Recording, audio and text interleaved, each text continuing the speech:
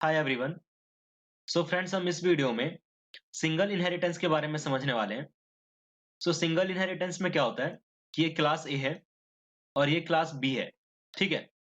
और class B ने class ए को इनहेरिट कर रखा है। तो क्लास बी के पास अपने मेंबर का तो एक्सेस होगा ही साथ हम क्लास बी से क्लास ए के मेंबर को भी एक्सेस कर सकते हैं। Okay friends. और ये जो क्लास है, जो क्लास इनहेरिट हुई है, इसको हम बोलते हैं सुपर क्लास, पेरेंट क्लास या बेस क्लास। ओके। और जिस क्लास ने इनहेरिट किया है क्लास को, इसको हम बोलते हैं सब क्लास। ओके फ्रेंड्स, या चाइल्ड क्लास या डिराइव्ड क्लास। सो फ्रेंड्स, यहाँ पे हमने एक फ्लोर नाम का क्लास बनाया जो कि फ्लोर की सारी प्रॉपर्टीज को स्टोर करेगा कि फ्लोर की लेंथ कितनी है, फ्लोर की ब्रेथ और फ्लोर का एरिया कितना है। ओके। एंड ये जो क्लास है, क्लास टाइल, ये टाइल की प्रॉपर्टीज को स्टोर करेगा कि टाइल की लेंथ कितनी है, टाइल की ब्रेथ और टाइल का एरिया कितना है। Okay friends. So friends, class tile के पास अपने मेंबर का एक्सेस होगा। सिमिलरली क्लास फ्लोर के पास अपने मेंबर का एक्सेस होगा। और अगर हम ये कह दें कि क्लास टाइल ने क्लास फ्लोर को इनहेरिट कर रखा है, सो अब क्या होगा कि क्लास टाइल के पास क्लास फ्लोर के मेंबर का भी एक्सेस होगा। ठीक है फ्रेंड्स। तो इसको मैं ब्लॉक डायग्राम से दिखाता हूँ। सो फ्रेंड्स, लेट्स से ये जो एरिया है, ये फ्लोर को रिप्रेजेंट कर रहा है। ठीक है।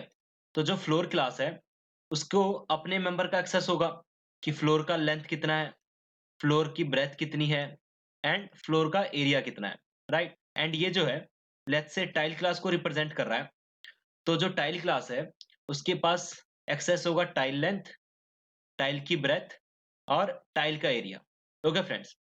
और अगर अब हम ये कहें कि जो टाइल क्लास है, उसने इनहेरिट कर रखा है फ्लोर क्लास को, तो जो टाइल का एक्सेस है, अब वो ये ना होके ये हो जाएगा।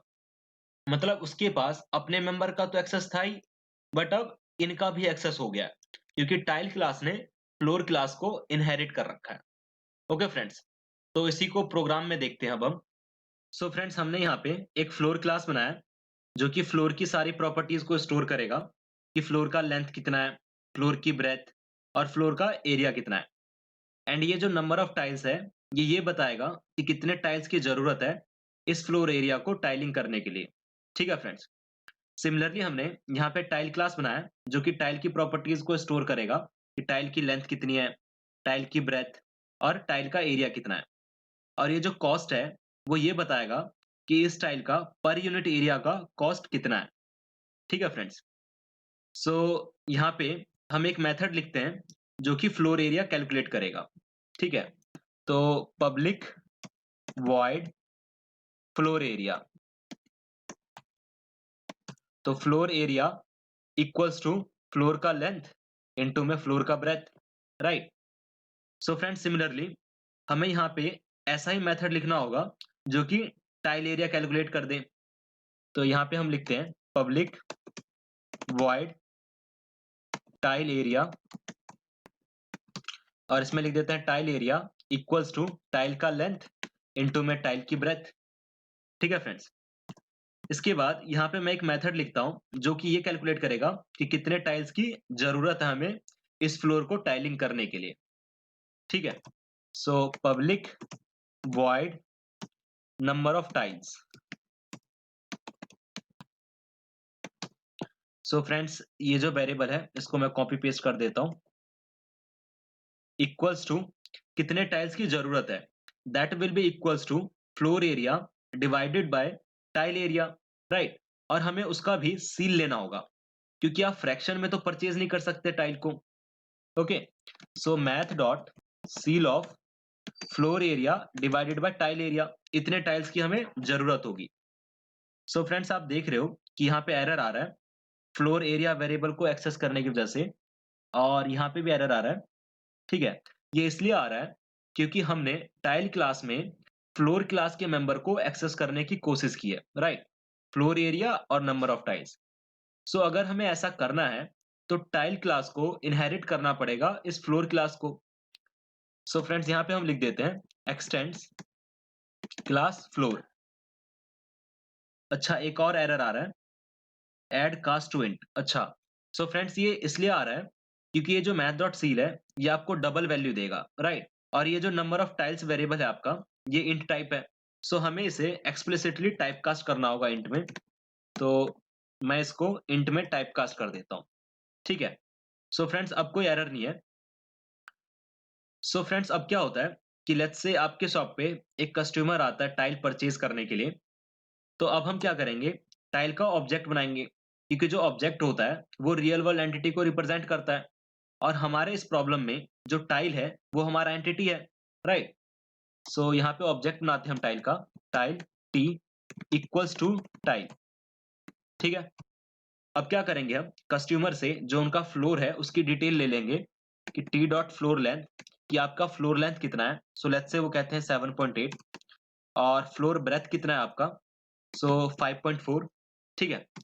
उसके बाद जो भी आपकी शॉप में अवेलेबल टाइल्स है उसमें से कस्टमर सिलेक्ट करेगा, ठीक है?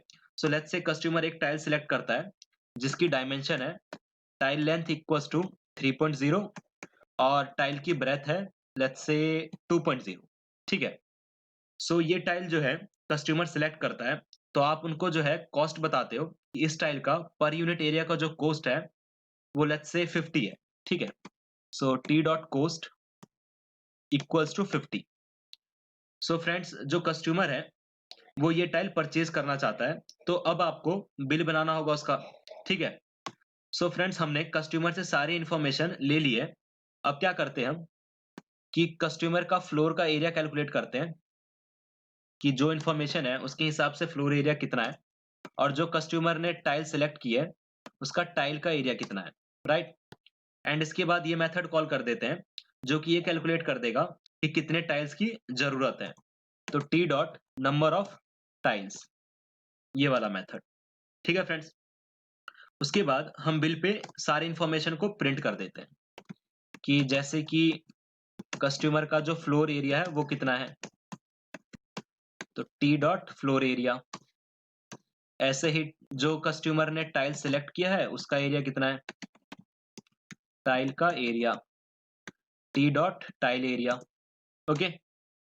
एंड कितना टाइल उन्होंने परचेज किया है, नंबर ऑफ टाइल्स, ये भी हम प्रिंट कर देते हैं,